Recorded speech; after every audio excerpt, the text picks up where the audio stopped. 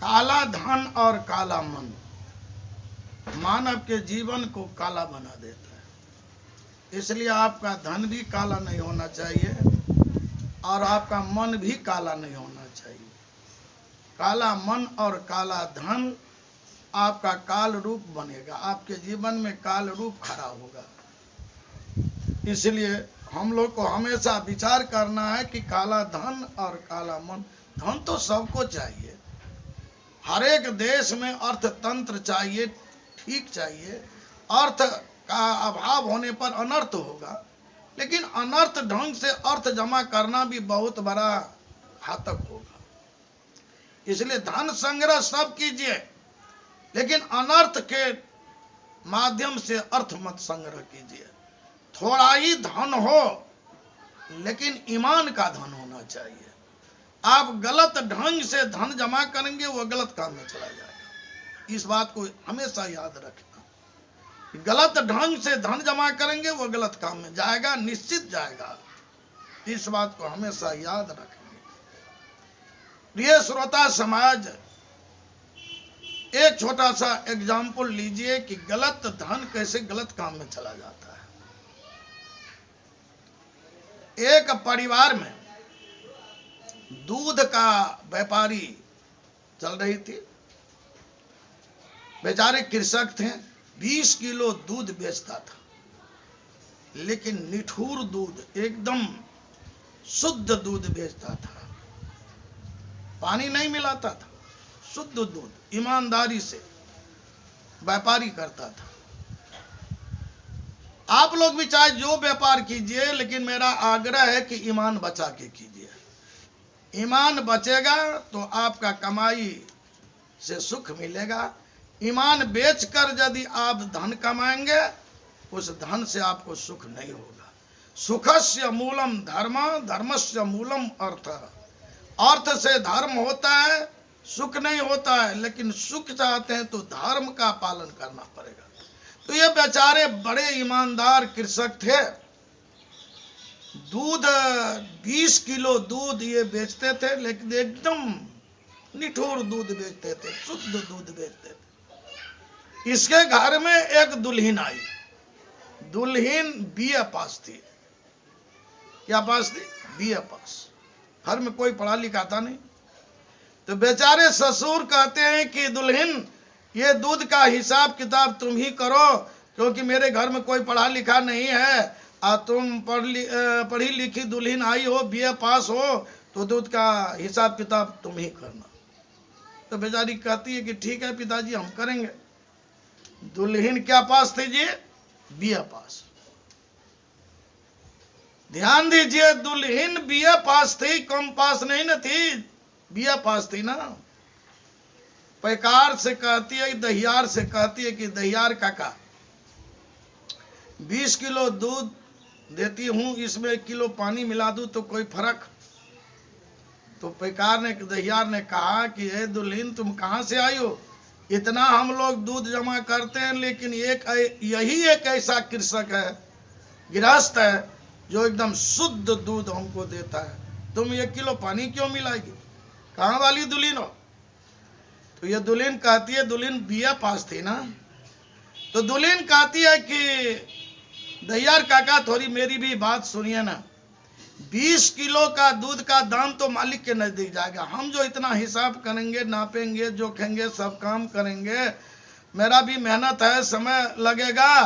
तो 1 किलो जो पानी मिलेंगे, वो पैसा हमारा हुआ, और उधर जो 20 किलो का दाम तो मालिक के नजदीक जाएगा। इसलिए काका, मेरी भी बात थोड़ा सा मानिए, हमको भी हाथ में कुछ चाहिए। इसलिए 1 किलो पानी मिलाएंगे, वो पैसा हमको दीजिएगा, अब 20 किलो का दाम मालिक के नजदीक जाएगा। तो दहियार भी बात को मान लिया। कहा, ओ ठीक कहती हो दुल्हन, तो लो 1 किलो मात्र मिलाना, ज्यादा मत मिलाना, फिर हमको भी इधर उधर कुछ करना पड़ता है। कहा नहीं काका, 1 किलो मात्र मिलाएंगे, लेकिन हम पैसा एक के बार लेंगे साल में। तो कहा ठीक है, एक बार लेना। बेचारी 1 किलो पानी मिलाने लगी, और वो पानी वाला पैसा जमा होने लगा। साल भर में बेचारी एक ही बार पैसा ली दहियार से। तो ये दुल्हन क्या पास थी जी? बिया पास थी ना। सोचती है कि लोग बोलता है कि पानी का धन पानी में चला जाता है, नहीं रहता है, तो हम कोई गलत काम ही नहीं करेंगे। कैसे पानी में जाता है, हम कोई कम पढ़ी लिखी हूं। तो वो बेचारी पानी वाला पैसा से थोड़ा सोना खरीद ली, 4 आना सोना हुआ। बेचारी नथिया बनाकर नाक में पहन ली। कहा चलो अब देखो तो कैसे ये पानी में जाता है, कैसे धन ये हमारा खो जाता है। लोग कहता है कि पानी का धन नहीं रहता है, तो देखो तो हम कैसे जगह रख दिए हैं जो कभी जो है बर्बाद क्षति होने वाला नहीं है। नाक में नथिया बना के ले ली, सब जा रही थी। कार्तिक महीना का समय था, गंगा स्नान, ये भी बेचारी चली गई। सब गंगा में डूब दिया, ये भी बेचारी डूब दी।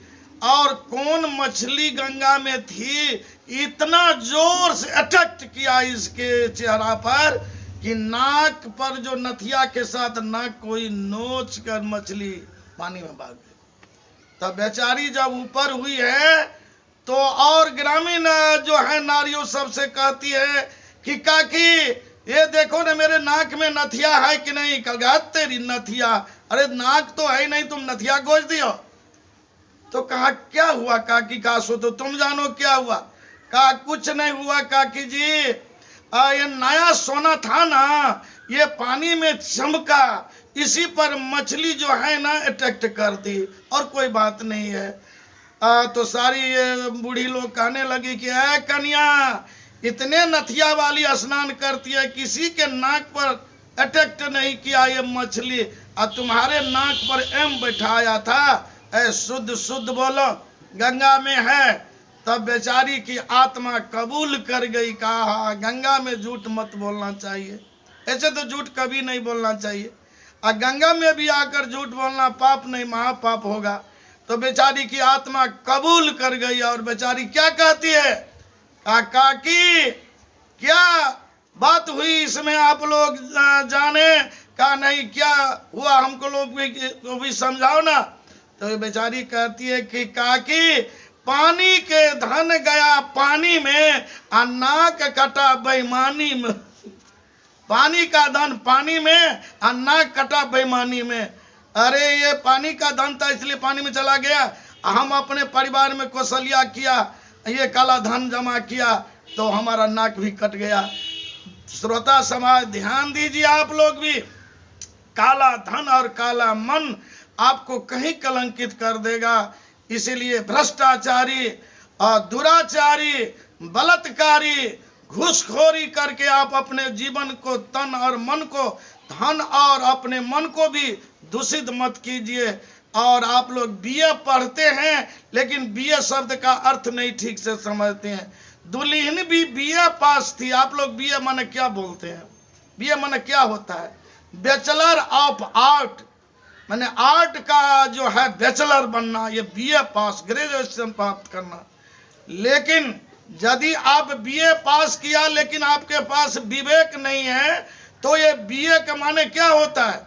बीए, जो अभी बीए है अभी जन्मा भी नहीं है, कब मिट्टी में दोगे हाल खाद होगा तो अंकुर होगा तो पौधा होगा, और कब पौधा होगा तो कब फूल लगेगा। अभी तो बीए है, अभी तो जन्मा भी नहीं। तो ऐसे बीए पढ़ के नहीं होगा, थोड़ा विवेक भी पढ़ो। और वह विवेक कहाँ मिलेगा? तो सत्संग में मिलेगा। बिनु सत्संग विवेक ना होई, ये गोस्वामी तुलसी बाबा भी संकेत किए हैं। इसीलिए सत्संग में बैठो और विद्या के साथ विवेक प्राप्त करो, और ये काला धन और काला मन को बदलो। आप लोग का तन काला है इसको तो हम लोग नहीं बदल सकेंगे, लेकिन एक बात का गारंटी लेते हैं, तन यदि काला है तो नहीं बदलेगा, लेकिन यदि मन काला है तो इसका उजला बनाते हैं हम लोग। अनेकों काला मन वाला उजला बना है। इसलिए आप लोग भी काला धन और काला मन को बदलें, तो आपका जीवन जो है बहुत बड़ा निर्मल जीवन, पवित्र जीवन होगा। आपका भविष्य उज्जवल होगा, आपका वर्तमान जो है सुख शांति से बीतेगा। बहुत बहुत साधुवाद, धन्यवाद आप श्रोता समाज को। और इन्हीं शब्दों के साथ हम संत जीवस आप लोगों को बंदी करते हुए विदा चाहते हैं। अस्तु।